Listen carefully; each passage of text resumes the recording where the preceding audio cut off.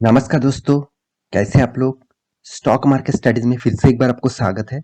तो आज यहाँ पे मैं बात करूंगा एक रियलिटी इंडस्ट्रीज के एक कंपनी के बारे में।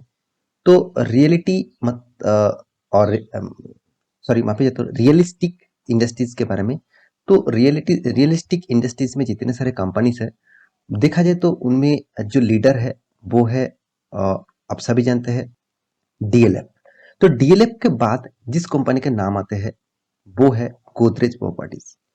तो कंस्ट्रक्शन का लीडर और रियलिटी इंडस्ट्रीज में नंबर सेकंड पोजीशन में जो रहने वाला कंपनीज है वो है गोदरेज प्रॉपर्टीज। तो आज मैं बात करूंगा गोदरेज प्रॉपर्टीज के ऊपर, क्योंकि मैं जब भी आपको रियलिटी इंडस्ट्रीज में कोई भी शेयर के बारे में बात किया हूँ तो मैं आपको हमेशा सिर्फ एक ही कंपनी का नाम बार बार बोलता आया हूँ, वो है गोदरेज प्रॉपर्टीज।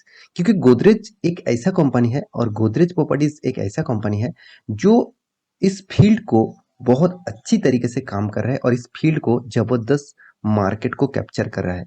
तो इसी कंपनी के बारे में बात करूंगा, क्योंकि बहुत सारे दोस्तों ने कहा था सर इस कंपनी तो लॉसेस में चल रहा है, क्या इस कंपनी के ऊपर निवेश करना चाहिए? तब मैं आपको बताया था कि हाँ, अभी इस कंपनी के ऊपर निवेश करना चाहिए, क्योंकि इस स्टॉक में फ्यूचर दिखते हैं। क्या फीचर दिखते हैं, चलो उसके बारे में ही बात करूंगा।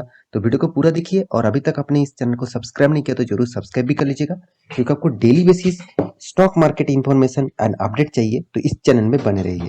तो चलो देख लेते हैं आज के स्टॉक के बारे में। देखिए, सबसे पहले मैं वेबसाइट के ऊपर आ चुका हूँ। आप कंस्ट्रक्शन की इंडस्ट्रीज में और मतलब रियलिटी सेक्टर में इस कंपनी ऑब्वियसली डीएलएफ से टक्कर देने वाला कंपनी है। और डीएलएफ इंडिया के नंबर वन कंपनी होने के बाद भी इस कंपनी का जो बिजनेस मॉडल्स है और जिस तरीके से कंपनी काम कर रहा है, आपको बहुत शानदार लगेगा। तो चलो उसी के बारे में डिटेल्स में बात करूंगा। तो कंपनी का जो बिजनेस मॉडल है, आप यहाँ पे देख सकते हैं कंपनी किस फील्ड में काम कर रहा है और किस तरीके से काम कर रहा है। कंपनी का बिजनेस मॉडल टोटली रियलिस्टिक के ऊपर है। कंपनी के साथ ही साथ कंस्ट्रक्शन का भी बिजनेस है। तो आप इस कंपनी का प्रोजेक्ट भी यहाँ पे देख सकते हैं, कंपनी का जो प्रोजेक्ट है किस तरीके से कंपनी ने प्रोजेक्ट यहाँ पे कर रहा है। तो मेरे कहने का मतलब है, इस कंपनी का जो बिजनेस है वो टोटली ऑल ओवर इंडिया में नहीं, बाहर की कंट्री में भी फैले हुए हैं। तो कंपनी के टोटल डिटेल्स आप यहाँ पे कंपनी का जो टोटल प्रोजेक्ट है, कंपनी का स्टोरी है, कंपनी का डिजाइन है, वो यहाँ पे आप एक एक करके देख सकते हैं। तो मैं यहाँ पे इस ये चीज दिखाने के लिए नहीं आया, क्योंकि मैं कंपनी का पेड प्रमोशन नहीं कर रहा हूँ, मैं कंपनी के ऊपर इन्वेस्ट करने के लिए आपको बता रहा हूँ। तो चलो उसके कंपनी के डिटेल्स भी आपको दिखा देता हूँ, तभी आपको पता चलेगा कि हाँ चलो कंपनी किस तरीके से काम कर रहा है। तो उसको जानने जानने के लिए आपको कंपनी का रिजल्ट देखना पड़ेगा। देखिए, रिजल्ट मतलब कंपनी ने हर क्वार्टर का रिजल्ट, हर साल का रिजल्ट पब्लिश करते हैं। हर क्वार्टर खत्म होने के बाद वो उस क्वार्टर का मतलब एक कंपैरिजन किया जाता है दूसरे क्वार्टर से, मतलब पिछले जो क्वार्टर चला गया और पिछले सालों का जो रिजल्ट आया था। तो चलो उसी के बारे में थोड़ा सा नजरिया भी यहाँ पे देख लेते हैं कि कंपनी किस तरीके से काम किया और वो कंपनी किस तरीके से फ्यूचर में काम कर सकते हैं। तो पहले बता दूं, तो इस रिजल्ट दिखाने से पहले मैं आपको जरूर और एक चीज आपको दिखाना चाहूंगा। तो यहाँ पे आप देख सकते हैं कंपनी का जो रिजल्ट, मतलब रिजल्ट सिर्फ एक बार रिजल्ट देख के कुछ फायदा नहीं। कंपनी का रिजल्ट कंटिन्यूअसली प्रॉफिट में था, कंटिन्यूअसली प्रॉफिट में था। बीच में एक दो बार रिजल्ट कंपनी का लॉसेस हुआ। कौन सा टाइम, चलो वो देख लेते हैं। जब लॉकडाउन, फर्स्ट लॉकडाउन लगा था, कंपनी ने मतलब 19 करोड़ का लॉस किया था। उसके बाद से लॉकडाउन कंटिन्यू रहा, उसमें भी कंपनी का लॉस नहीं हुआ, प्रॉफिट हुआ मगर उतना ज्यादा नहीं। कंपनी ने फिर से एक बार लॉस किया सेकेंड लॉकडाउन में। तो सेकेंड लॉकडाउन में करीबन कंपनी ने 192 करोड़ का लॉस किया। क्योंकि देखिए, फर्स्ट लॉकडाउन से ज्यादा घातक था सेकेंड लॉकडाउन, क्योंकि देखिए लोगों का हाथ पैसा नहीं था, और पैसा भी जितना था वो लोग इन्वेस्टमेंट नहीं करना चाहते हैं, प्रॉपर्टीज नहीं खरीदना चाहते थे। तो इसलिए कंपनी के ऊपर बहुत ज्यादा घाटा हुआ उस टाइम में। फिर भी देखिए कंपनी जिस तरीके से फिर से रिकवरी किया और रीबैक किया, वो देखने का लायक है। तो इसका मतलब क्या है, आप एक साल के पीछे चले जाएंगे तो कंपनी ने लॉस किया था 120 मतलब 200 करोड़ तक, और कंपनी ने फिर से जंप किया एक साल के बाद 260 करोड़ तक। मैं यही चीज आपको दिखाना चाहता था कि कंपनी के, अगर कंपनी अच्छा है, उसका बिजनेस मॉडल अच्छा है, वो आज नहीं चल रहा है कोई बात नहीं, आज खराब सिचुएशन में नहीं चल रहा है कोई बात नहीं, एक दिन वो भागेगा ही भागेगा। देखिए वही इसी तरीके से परफॉर्मेंस हुआ। मतलब 17 करोड़ का प्रॉफिट हुआ फर्स्ट क्वार्टर में, सेकंड क्वार्टर में 36 करोड़ का, थर्ड क्वार्टर में 39 करोड़ का, और यहाँ पे तो जम जबरदस्त हुआ, दो डिजिट से वो भी 50 करोड़ के नीचे से jump totally direct 260 crore. Company अभी तक इतना प्रॉफिट कभी भी नहीं किया था। तो इसका जंप होने का पीछे बहुत सारा रीजन है। चलो वो रीजन के बारे में मैं यहाँ पे आपको बात नहीं करूंगा। तो फिर भी मैं आपको बता दे रहा हूँ कि गवर्नमेंट भी इंफ्रास्ट्रक्चर के ऊपर, कंस्ट्रक्शन बिजनेस के ऊपर, जो पीएलआई स्कीम है, साथ ही साथ जो बजट है उसके ऊपर बहुत सारा एफर्ट दिया। तो इसलिए इस तरीके से कंपनी के ऊपर ज्यादा बूम देखने को मिला। तो अभी कंपनी का रिजल्ट के बारे में बात करूँ तो आप देख सकते हैं कंपनी का टोटल जो इनकम है वो 1300 करोड़ का, जो पिछले क्वार्टर में कितना था 466 करोड़ का, पिछले साल में कितना था 565 करोड़ का। इसका मतलब पिछले सालों से, पिछले क्वार्टर की तुलना से डबल से भी ज्यादा कंपनी का इनकम ग्रोथ हुआ। अभी देखना है कंपनी का एक्सपेंस कितना हुआ। तो टोटल एक्सपेंस के बारे में बात करूं तो यहाँ पे 954 करोड़ का, पिछले क्वार्टर में 300 करोड़ था और पिछले साल में 569 करोड़ था। इसका मतलब एक्सपेंस भी कंपनी ने उसी तरीके से किया जिस तरीके से कंपनी का इनकम हुआ। तो चलो ठीक है, अभी देख लेते हैं कंपनी के हाथ में क्या बचा। सारे के सारे एक्सपेंसेस, सारे के सारे टैक्सेस पे करने के बाद कंपनी के हाथ में क्या बचा। देखिए, आप पहले देख चुके हैं 250 करोड़ का प्रॉफिट हुआ था। चलो यहाँ पे आप देख लीजिए 255 करोड़ का प्रॉफिट हुआ। और पिछले क्वार्टर में कितना था 125 करोड़ का। इसका इसका मतलब पिछले सालों से कंपैरिजन में कंपनी का प्रॉफिट तो जम हुआ, मगर पिछले सालों में आप देखेंगे तो कंपनी का प्रॉफिट, सॉरी, पिछले क्वार्टर की तुलना से कंपनी का प्रॉफिट जम हुआ, क्योंकि पिछले क्वार्टर में प्रॉफिट था।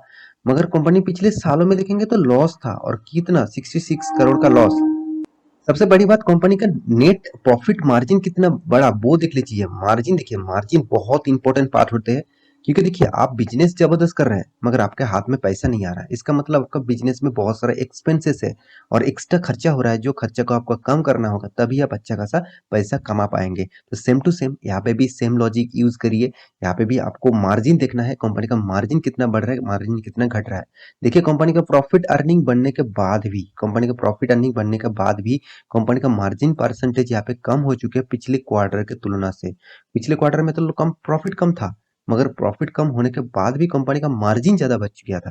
क्योंकि देखिए, सिर्फ प्रॉफिट देखने से कुछ फायदा नहीं। एक अकाउंटिंग के हिसाब से बहुत सारे एक्सपेंस होते हैं, बहुत सारे एक्स्ट्रा खर्चा और बहुत सारे एक्स्ट्रा टाइप के एक्सपेंसेस होते हैं। तो उसको एडजस्टमेंट करके टोटल हाथ में जो मार्जिन बचते हैं वो आपको देखना चाहिए। तो टोटल मार्जिन के बारे में बात करूं तो 26.90 पिछले क्वार्टर में था, बहुत शानदार था। मगर इस क्वार्टर में क्या बना, अराउंड 19.58, अराउंड 20%। तो 6% से 7% कम हुआ अर्निंग मार्जिन। देखिए, आप 7% कहेंगे सर, 7% में क्या होगा, 0.05% का भी यहाँ पे वैल्यूएशन किया जाता है और वो भी बहुत ज्यादा होते हैं। तो यहाँ पे देख सकते हैं पिछले क्वार्टर में तो, सॉरी, पिछले सालों में तो लॉसेस था और प्रॉफिट मार्जिन में। तो एक अच्छा खासा पॉजिटिव एंड नेगेटिविटी आपके सामने आया।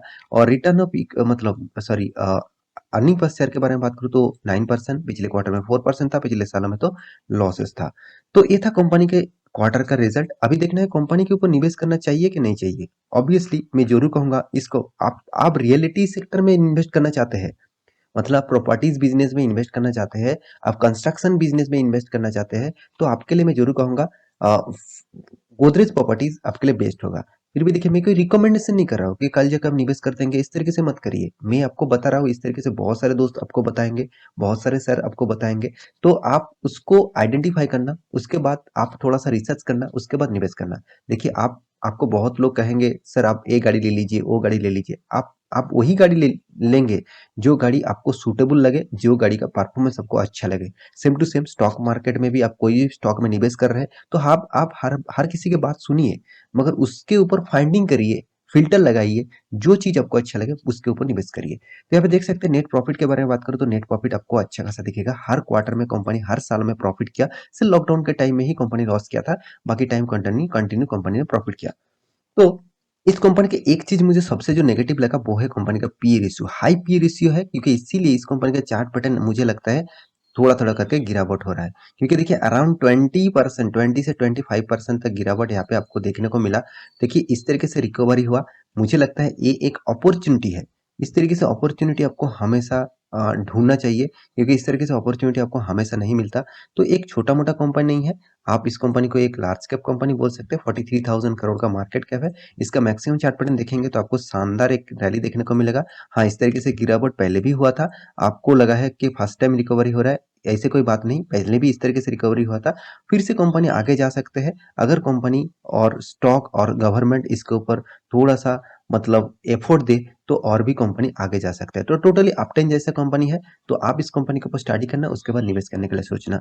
तो आशा करता हूँ मेरी इन्फॉर्मेशन आपको अच्छा लगा होगा। तो अच्छा लगा होगा तो प्लीज लाइक करना, कुछ क्वेश्चन है तो कमेंट भी करना, और दोस्तों के साथ इस वीडियो को शेयर भी करना। और हाँ, अभी तक आपने डीमेट अकाउंट ओपन नहीं किया तो एंजल वन के माध्यम से आप डीमेट अकाउंट ओपन कर सकते हैं। इसका लिंक आपको नीचे मिल जाएगा, जाकर एक बार चेकआउट करिए। और अभी तक ट्रेडिंग अकाउंट सॉरी आप अभी तक अपने टेलीग्राम चैनल को ज्वाइन नहीं किया, तो उसका भी लिंक आपको नीचे मिल जाएगा, जाकर एक बार ज्वाइन कर लीजिएगा और इंटरडे लेवल का कॉल भी देख लीजिएगा। तो मिलते हैं नेक्स्ट स्टॉक लेके, तब तक के लिए अच्छे से रहिए, अपने ख्याल रखिए, बाय बाय।